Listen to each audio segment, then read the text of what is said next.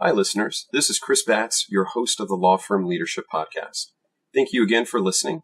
If you have questions or would like to recommend someone to be on the podcast, please email them to podcast@findthelions.com. Also, if you appreciate the podcast and haven't already, please leave a review on iTunes. Or if you prefer, leave a review on Stitcher, Google Play, or YouTube. And finally, I provided for each podcast, in the podcast description on your device, links to subjects referred to during the episode and a link to the transcribed audio. The transcribed audio, when it's first released, doesn't come out immediately, and that will come live eventually. As many of you know, we interview corporate defense law firm leaders, partners, and legal consultants.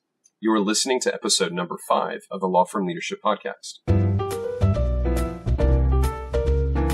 Broadcasting from Kansas City, this is the Law Firm Leadership Podcast. In each episode, you'll receive actionable ideas and hear personal leadership stories of the top corporate defense law firms from around the United States. Enjoy a front row seat with law firm leaders, their partners, and legal consultants as we discuss life and leadership.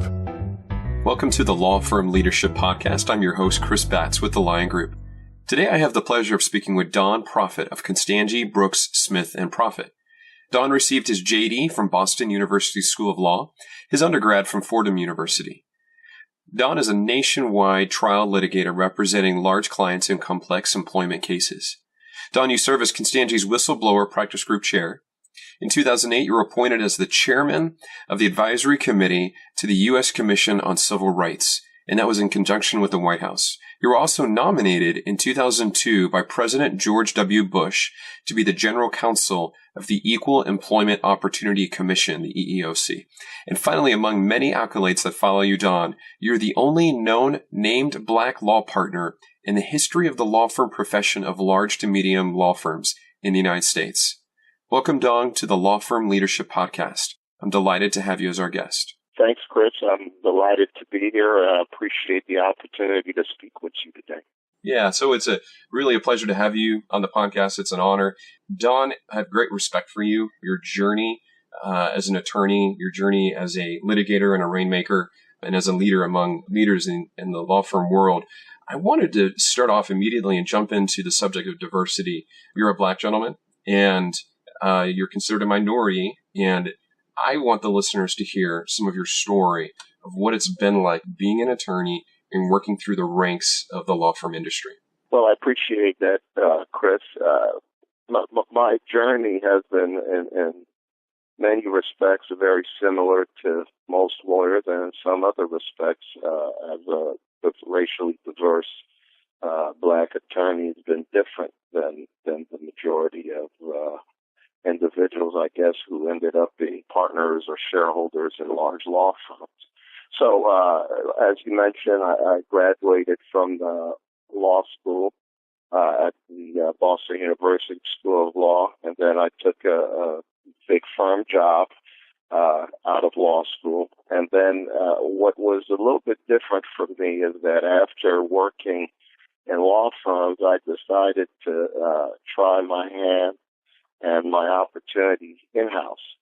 So I served in-house for about 5 or 6 years at Sprint Corporation.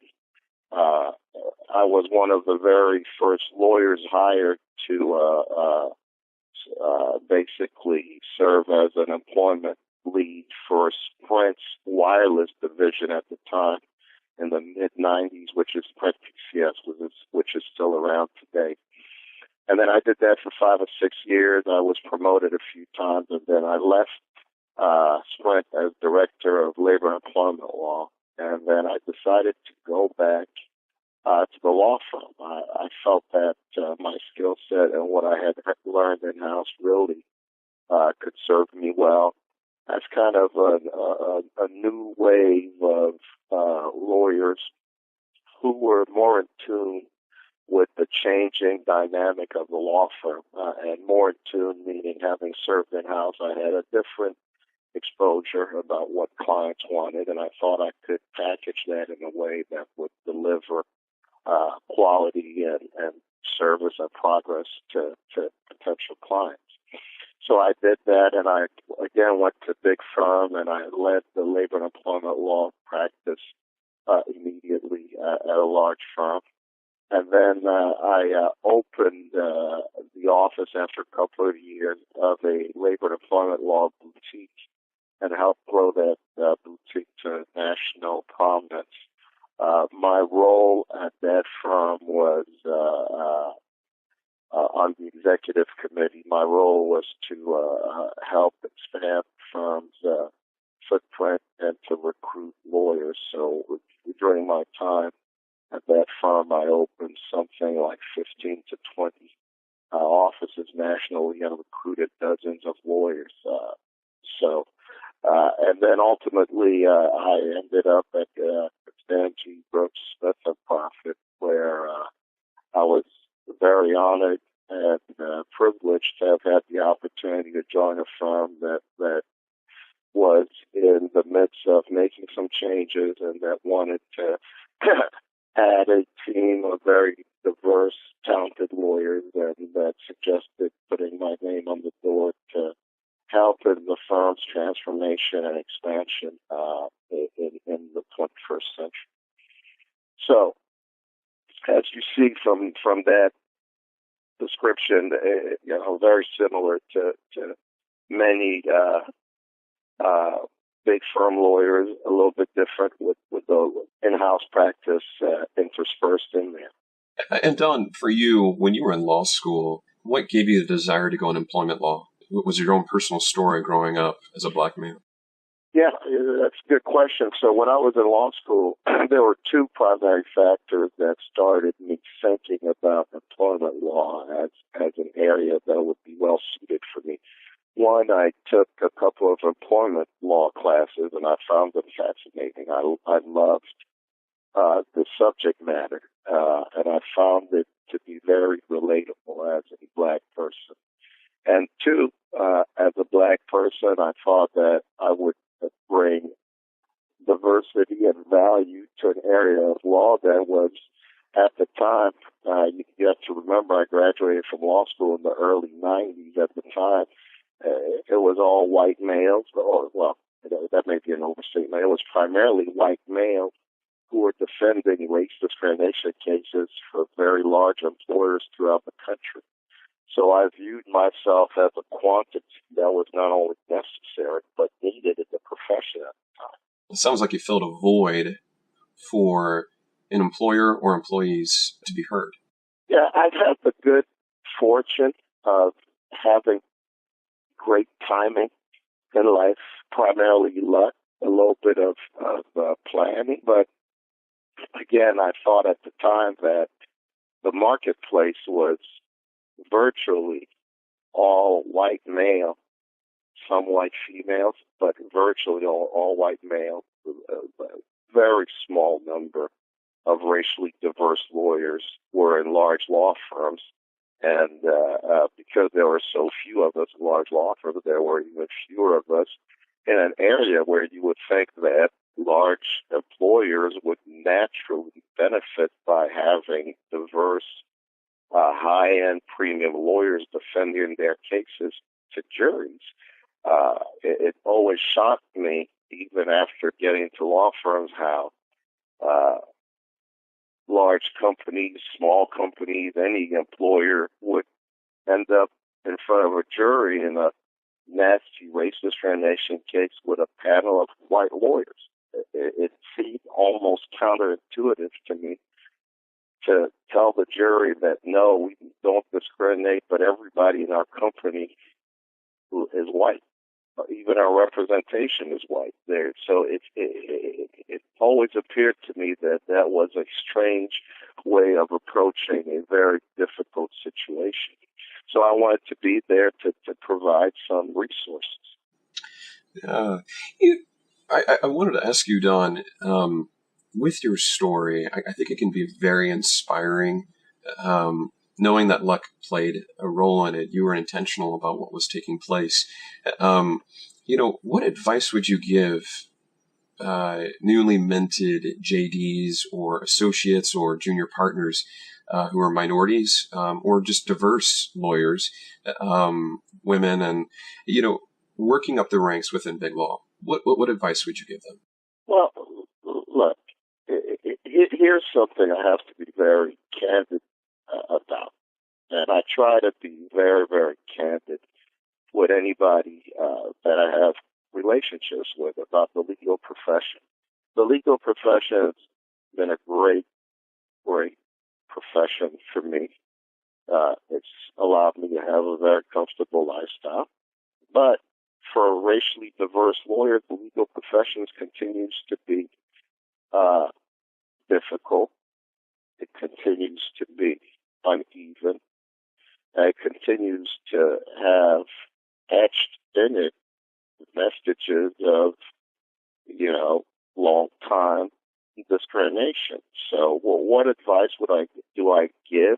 It's not a question of would I give. This is advice that I give every day. I try to mentor as many racially diverse associates within the firm, in other firms, and coming out of law school as possible, because there are no real resources. There's not enough numbers in large firms of racially diverse lawyers to really mentor these individuals. So the advice I give is the same advice in some levels as I would give any associate. Go to a law firm, be prepared, and if you're not prepared, then you'll fail. And preparation means a lot of things. It means being prepared on the file. It means being prepared on individual relationships with the lawyers. It also means being prepared by working beyond what is expected. So if you want to be a good associate, then you have to be serviceable to the partner. Being serviceable does not mean simply meeting deadlines on briefing and on assignment. It means starting to think like a lawyer as early as possible and starting to think about next steps. What are the next steps that will be required in this case? And placing yourself in a position where you have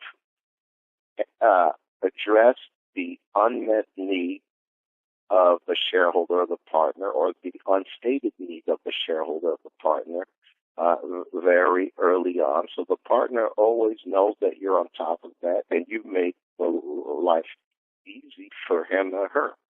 If you can go ahead and establish yourself in that space early on, then you become a very, very desirable resource to that partner. If the partner doesn't have to tell you about every next step, if the partner sees that you're engaged, or you've already started thinking about next steps and you're way ahead of it, and you know all the details of the file, then you are going to be a resource to that person, and they're going to want to work with you, hopefully regardless of race or gender.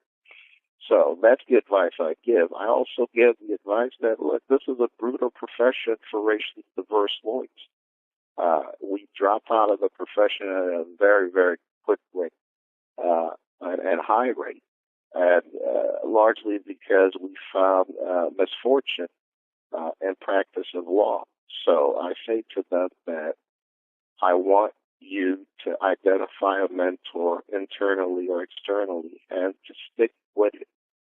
You have to keep hitting the rock as many times as you can, because no one knows when the next hit is going to split the rock. Don't give up. Don't let either existing or perceived biases drive you out of the law firm profession, and find a way to find success there, and let me help you in any way I can. Yeah, that's definitely golden wisdom, Don, and I appreciate your vulnerability in that. Don, to law firm leaders, who's our main audience, what advice do you give them with their desire to bring more diversity into their ranks? That's an excellent question, and you always ask excellent questions, by the way, Chris, so thank you for that.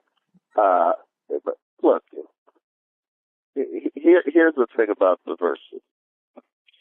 Diversity is an intrusion on the comfort level that has been established historically in the law firm. So basically, what you have is that you have a system that's been highly white male dominated, that the white males will say has worked well for them, right?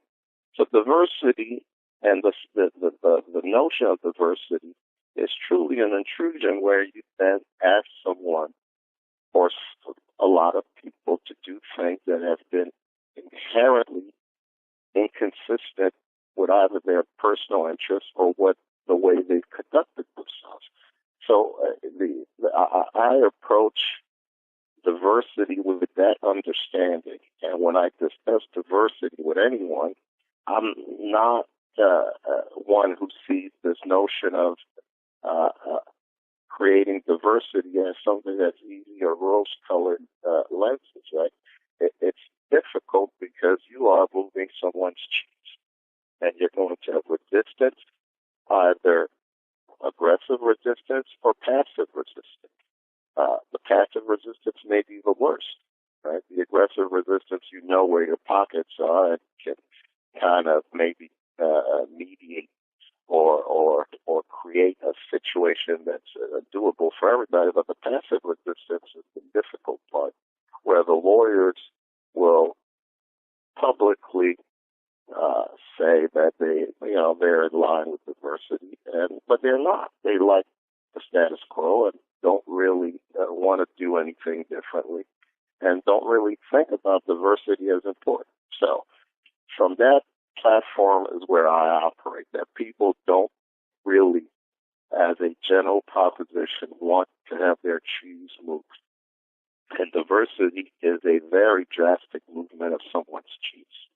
So if law firms want to be successful with diversity, they have to take diversity seriously. And by taking diversity seriously, it's got to be more than, well, my client says I have to have some racially diverse lawyers on the file, so I'm going to go ahead and populate a couple of racially diverse people to meet the quota that my client needs, and then, I'll keep churning them through, and then we're good. That's not success with diversity. So diversity really has to start at the top of the law firm. It has to start with the CEO. It has to start with the big rainmakers. It has to start with the high-end administrators. That is where it starts. And then it's got to be pushed in a way throughout the law firm that makes people comfortable. And understanding that there's going to be a lot of pockets of resistance and discomfort with this diversity notion. And you have to create expectations, but the expectations have to be more than purely saying, hey, what are your numbers? Are you meeting numbers? That means nothing. The expectation has to be based on success metrics. What is the success level? What is working? What is not working? How can we transfer that success from this office to that office, from this resistant person to this very compliant and engaged person, et cetera, et cetera. So it's a very complicated area. It requires a lot of thought, a lot of commitment, and it has to be more than just somebody saying that they like diversity because it's the what's the word of the day? It's the politically correct thing to do or say. Yeah, and it seems as though that it's something that has to come from the heart versus the head. Would that be accurate, or you've seen people who just really try to push through and make it happen? Well, this is certainly, I think there are some folks in the legal profession who are genuinely interested in diversity and who truly believe that diversity makes the workplace better, creates a better product, and who are engaged in this concept. All the research, independent research that has been done by the big consulting firms and the big think tank and all those, have shown that a racially and gender diverse workplace is more productive, higher end product, more prosperous. right? So if you work from that standpoint as that being a truism, then diversity is something that we all should be highly desirous of having in our workplace. Because if nothing else, you make more money in a workplace that's highly diverse. You are more valued in the marketplace, and you generate better ideas. But that is not necessarily the way that most or even many lawyers feel. Okay, and there's been this kind of bastardization of the diversity concept where folks say they're engaged in diversity. They are in a very rote manner instead of a very engaged manner, in a manner that's going to deliver great results versus in a manner that's going to deliver a checking of the box of, yeah, we met this requirement for this client. So yes, I think there's a strong level of passive resistance, and I get it. Yeah, certainly an important, sensitive subject, not just in the legal industry, but in the United States today. Don, I wanted to ask you a question around something that I know you've been known for and continue to be known for, which is rainmaking, just those client relationships. I wanted to pick your brain and share what you feel comfortable with about what is working for you in rainmaking today. First, you and I have had this discussion, Chris. I hate the term rainmaking. Yeah. Because I think the term implies this magical, charismatic ability that only some of the blessed have. And I don't believe that to be true. And so that's why I hate rainmaking. So if you don't mind, I'm going to refer to it as business generating. Please do. So my view of business generation is one that has progressed from the first day I started doing business generation to today. But the one thing that has stood strong and fast is that the concept of business generation starts and ends with the concept of relationships. And that's what business generation or rainmaking or whatever you want to call it is. It's no prodigious magical ability. The person who's able to generate business is the person who's able to generate relationships, genuine relationships within the marketplace. So anyone who wants to improve their ability to create business opportunity needs to improve their willingness and desire to generate and improve their existing relationship with the marketplace or within the marketplace. So I spend a large amount of time talking to my relationships, talking to prospective relationships, talking to clients about what it is that they look for, what they want, and developing relationships. But what I really spend most of my time doing is trying to figure out what is the unmet need of my relationship. Frequently, clients talk around what's going on in their workplace, but if you listen carefully, you can hear what is not being met by their current lawyers or by the current way things are being done. So as a good potential business generator, you have to start listening well and spending a lot of time trying to figure out how you can assist your prospective business relationships with their unmet needs. That creates loyalty, that creates partnership, that creates bonds, and that's how you really create business. There's no such thing as the person born to be a business generator. What people don't really realize about me is I am a strongly introverted personality. It's been very difficult for me to become a person who is more gregarious and goes out to create these business relationships. But that's been part of my development. I had to step out of my comfort zone to develop my business opportunities. So it requires, for many people, the willingness and the ability to step out of their comfort zone. And Don, for you, I mean, have you always been a relational individual, or is this something you've had to grow into and learn how to do? No, I had to figure it out. I had to grow into it. Look, no one has failed at business development more than me. But I want to be very clear about that. If anyone believes that business generation is, again, this magical skill and that people who have a lot of business today, they're just great, that just happens to them. That's not true. I've failed more than anybody I know because I had to figure out what it was that made lasting or that created lasting business relationships. And that doesn't just come out magically to you as a young lawyer. And as a racially diverse lawyer, I didn't have any real direction. I didn't have any real people I could go to and have very private and very detailed conversation about how do you do this. So I had to figure it out on my own. And I failed a lot. And then I finally figured out that the real magic lies in relationships.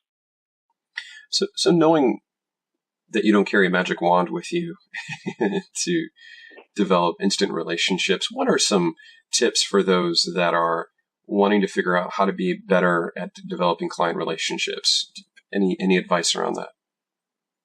Yeah, look, it's, I always say this, it's like working out or drafting a brief, right? For instance, if you're going to be somebody who wants to get in shape, you're a little overweight, you want to look like, if you're a woman, you want to look like Beyonce. If you're a man, you want to look like whoever the Rock, I think, was named the most sexy man in the world this year. So you want to look like him.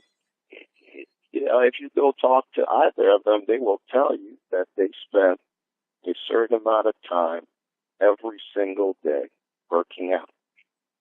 They don't simply work out when it's convenient. They don't simply work out when they have excess time. That component is completely built into their program because they understand that there's no such thing as binge working out that gets the results that one wants for their body. Well, it's the same thing for business development. Most lawyers fear it, right? And they don't know how to approach it. Well, here's the first step. The first step is you have to build a business plan. Anybody who thinks that they're engaged in business development without a strong blueprint that they work and tinker with weekly is fooling themselves. They're just kind of going around. They're just working out. They're just binge working out, right? So it takes a lot of time sitting down, figuring out who your relationships are, figuring out what their business is, figuring out where they're located. Then it takes time getting to know them, genuine time, not just going for the first time to meet with them and say, please send me your business. You have to get to know them, know their business, know their needs, know, most importantly, their unmet needs. Okay? And you have to do this every day. This has got to be part of your daily activity. It cannot simply be, and I hear this all the time. I am so busy now, I don't have time for business generation or for business development. I get it. Lawyers are extremely busy and hard workers, and the first and foremost is you have to do good by your client.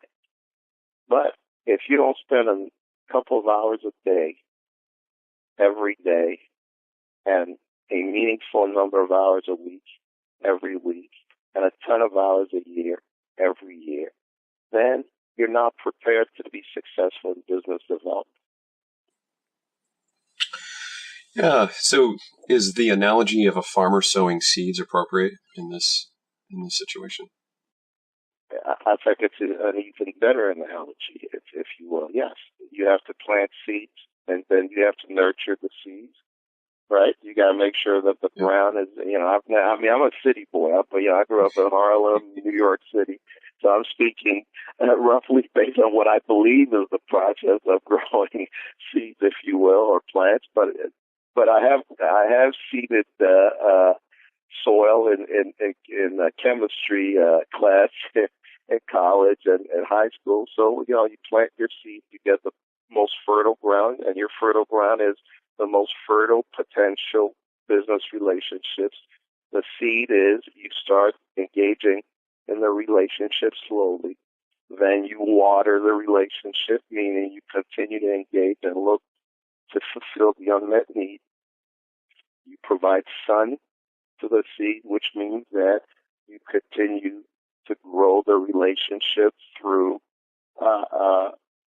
providing quality and providing resources to your potential business relationship. And then, like a plant, the seed grows and develops, and then you're in the path of that. I'm a business developer myself, and I just greatly respect the ardent work that's required for it, Don, and I think you've explained it very well. There is no magic formula. There is no magic wand. It just is continuous focus, discipline, and not giving up. And it sounds like that's really what you were sharing. Let me transition. With business development comes client relationships, obviously. And in client relationships, I know you interact with some really key large employers across the United States. What trends are you seeing with your clients today? What I am seeing is that there's a trend going on in large corporate legal departments of bringing work, low-end work, low-level work back in-house. So I think the general counsels and corporate in-house legal leaders are faced with tremendous financial pressures and tremendous pressures in justifying their existence as a cost center. And so general counsels and other legal leaders are looking at ways where they can streamline their expenses, outsource really more of the high-end work that's difficult to do in-house, and look for ways to minimize exposure to the vagaries of the profession, right? Like budgetary certainty is a magical thing for them. They want budgetary certainty. And there's a lot of ways there's actually a few ways you can accomplish that. And one of the ways is to bring low-end work in-house and send the high-end work outside, and also look for more flat fee conversions.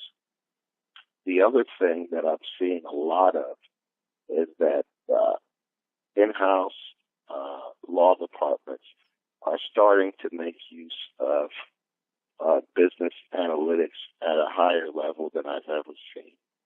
And by that, I mean that they have begun to utilize the services of folks like high-end consultants, and to tell them, what is the value of certain work? What are the analytics? How can we get certain things done cheaper? And how can we move things around? And they're even hiring in-house business analytics people to churn numbers. So what they are looking for now from law firms is the equivalent resources from the law firm. They want the law firms to be able to churn out analytics for them and provide them value by doing that, and provide them cost certainty. Yeah, and so how's that affecting you, Don? I mean, I can imagine immediately that associates may not have as much work, but how is that affecting you? Well, that, again, super question. it affects me in the way that I just lose more sleep at night. So I don't sleep very much as it is, and I sleep even less when I hear that clients are that sophisticated. And not because I think it's a bad thing. I actually think it's a fantastic thing that clients are more sophisticated and understand these numbers better and understand the business reality. But it's because I'm not certain whether we in law firms are completely prepared to be as sophisticated as our clients in this regard.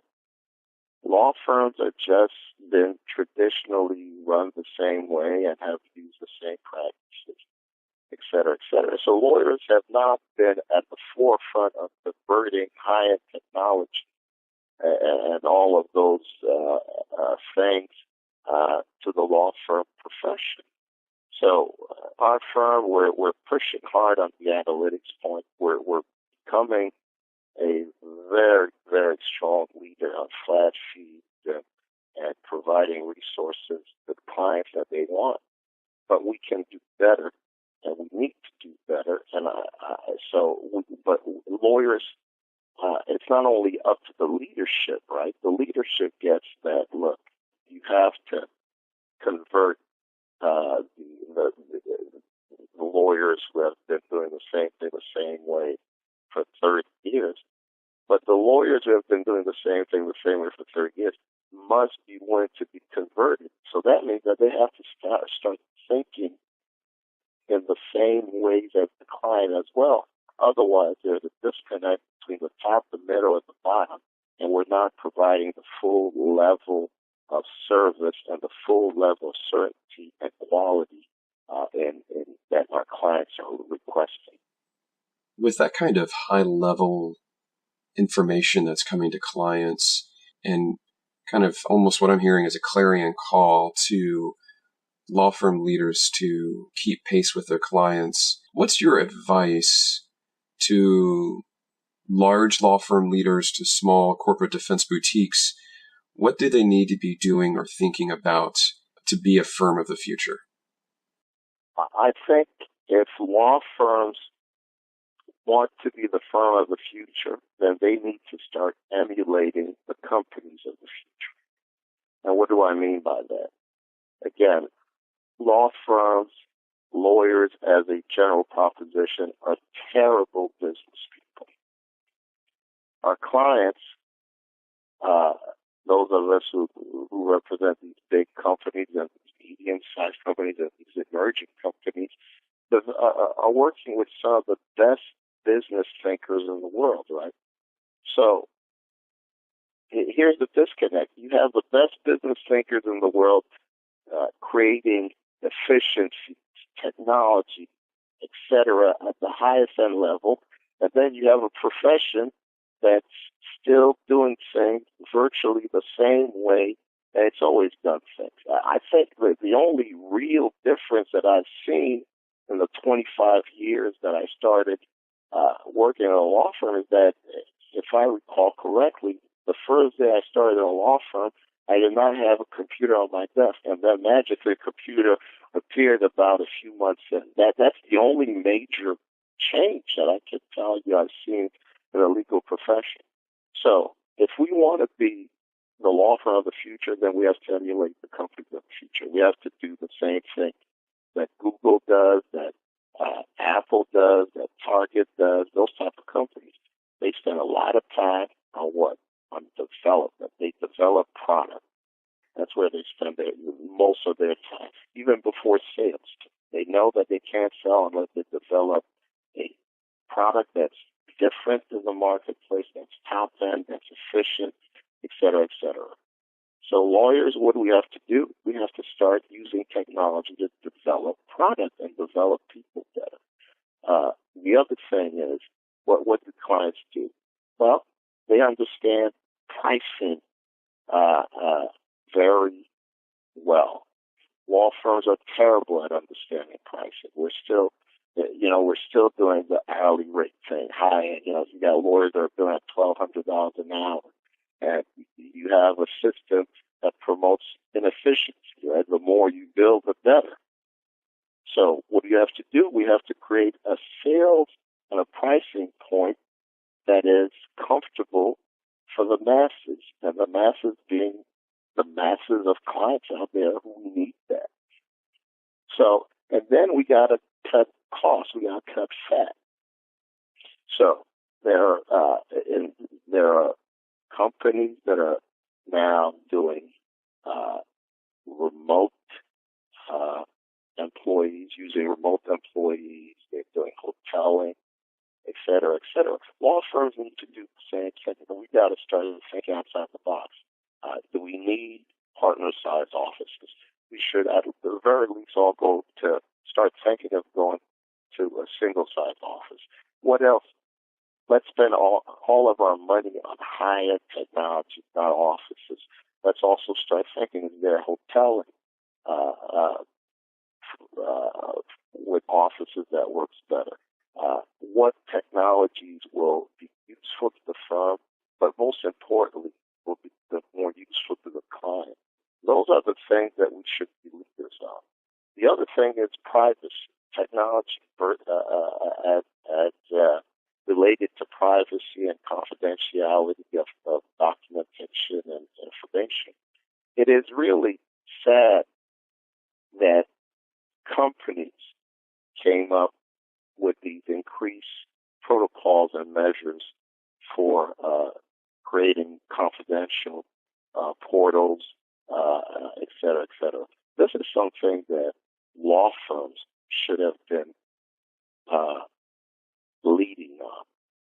Law firms should have created these incredible portals for their clients and started selling that to their clients, saying, look, we have better security than any other businesses in the world. But sadly, this has had to be implemented outside in. You know, it's a client that starts saying, hey, we need these better portals because you guys are lagging behind the industry. So we got to be smarter thinkers from a technological standpoint.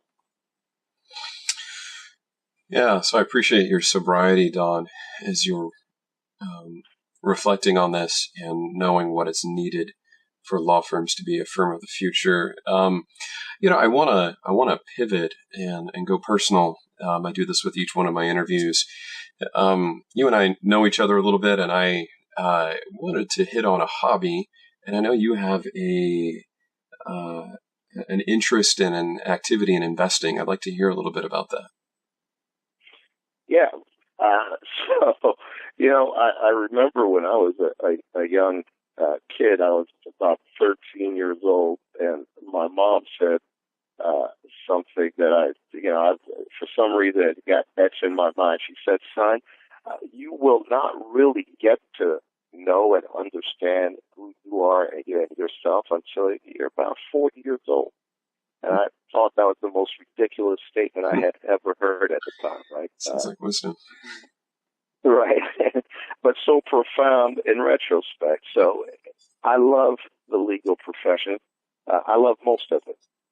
One of the things that I love trial work. I love the challenge of finding solutions for clients.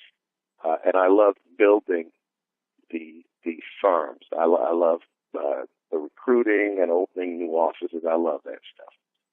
But it's not until I became roughly 40 that I started understanding that at heart, I am really an entrepreneur. And my approach to the legal profession has been subconsciously entrepreneurial, and that's what I like about the legal profession, is that it allows me to be an entrepreneur to a certain level. And so as I got older, I realized that also transferred to entrepreneurialism outside the legal profession. So I started a venture capitalist group of 10 African-American men, very successful in various careers, from CEOs of businesses to high-end executives, and we invest in a variety of industries. including real estate, including technology, etc. And it's been, other than my kids, it's been the most satisfying accomplishment in my life. So I'm really enjoying that very much. That's my hobby. That's excellent. Yeah. With hobbies comes generally sports too. Tell me about teams you root for. Well, I am highly biased about the teams I root for in different ways. So I am a very strong Minnesota Vikings fan in the NFL. A couple of reasons. One, because my dear friend is the CEO of that team, Kevin Warren, and so I am biased in that regard. I'm also, they are also a client of mine, so I am very biased because I love to invest with my clients, and I love to see my clients do well. From a relationship level, I've been a San Antonio Spurs fan for a couple of decades or more now, and I am a huge Spurs fan. I travel a couple of times a year to San Antonio to go watch them, and if I happen to be in a city on business where they're playing and I can grab a couple of nice seats, I will.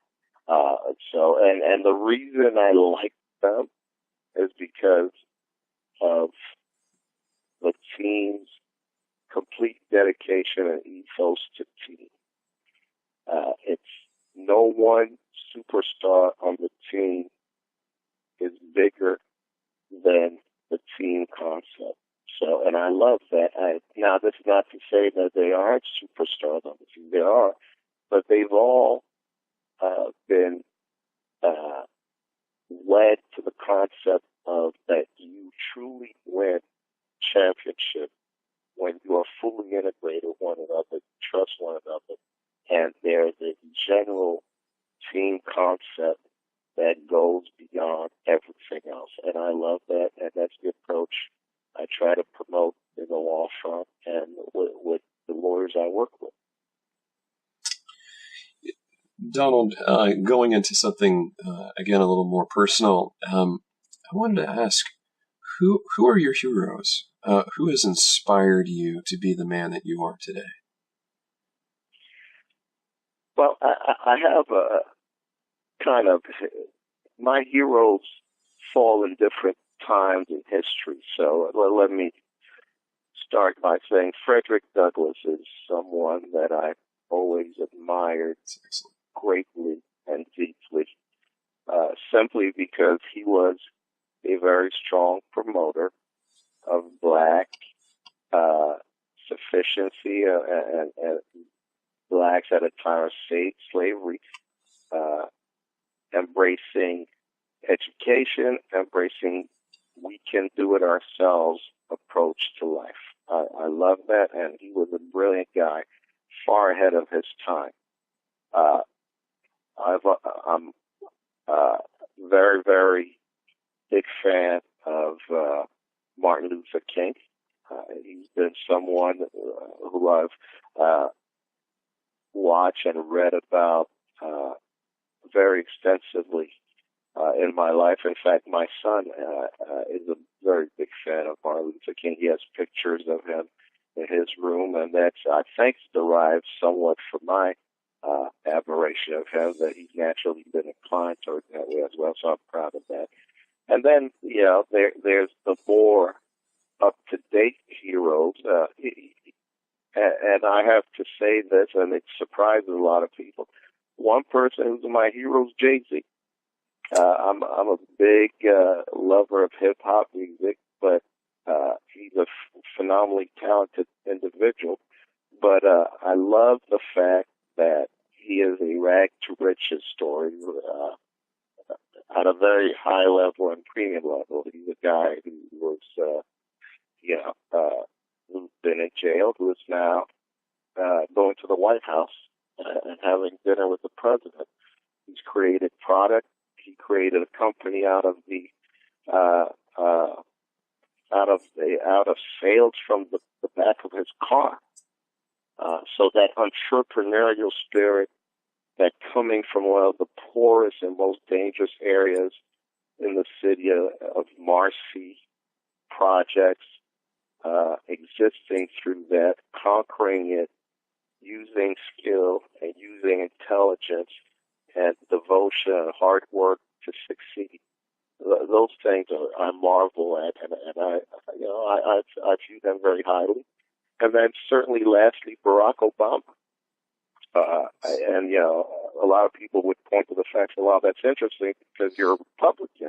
Yeah, I am a black Republican, but I admire that guy enormously for the elegance, for the intellect, for the grace, the class, in the way he conducted himself as president, and the way and the things that he brought as the first African American black president in the history of the United States.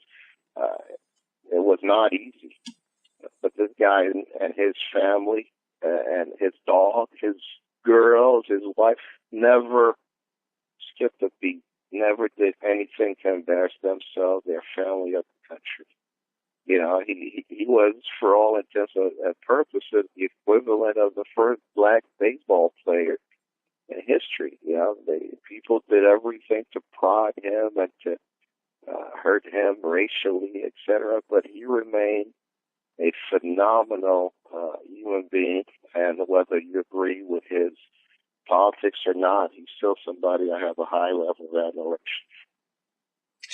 Absolutely. He's definitely a gentleman of class, and he will be missed.